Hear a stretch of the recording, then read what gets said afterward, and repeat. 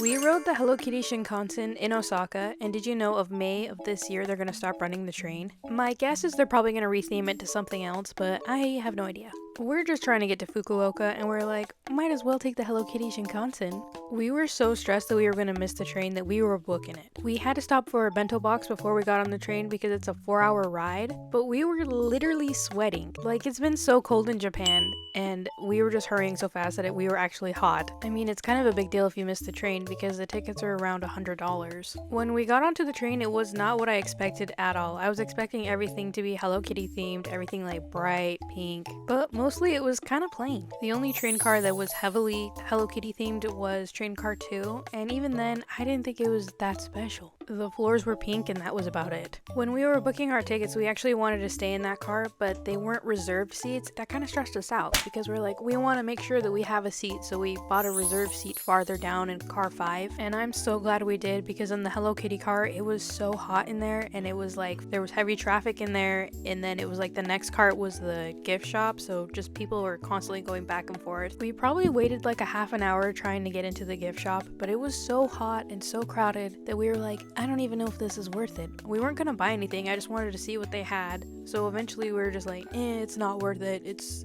too much. So we just turned around and headed back to our seats. That was really rough trying to get out of line. We were just trying to get back to our seats and people were still like shoving past us. Even this little girl was like shoving past Mila and we're like, just let us through. I was so glad when we got out of there and we were back to our car. It was all nice and peaceful and not overheated. It was good. I'm not sure if this is a thing that they always do or if it's because the train, they're gonna stop running it, but there was a worker walking around with a sign that you could take pictures with if you wanted, and it was free. Like, he was just taking your picture and then he gave you this like little card. Then when we were sitting there, they had this little cart full of Hello Kitty merch, so we didn't even have to go to the gift shop if we didn't want to. At this point, it's about 2 hours into our trip and we're getting hungry. So we're like, you know what, let's crack open our bento boxes. We kind of messed up because this was our first time getting a bento box and we didn't know that they aren't all self-heating. So we kind of just picked at it because we don't really like it cold. And then Hello Kitty made a special appearance. Apparently, she was only making a special appearance for 2 days and we just happened to book our tickets on one of the days that she was appearing.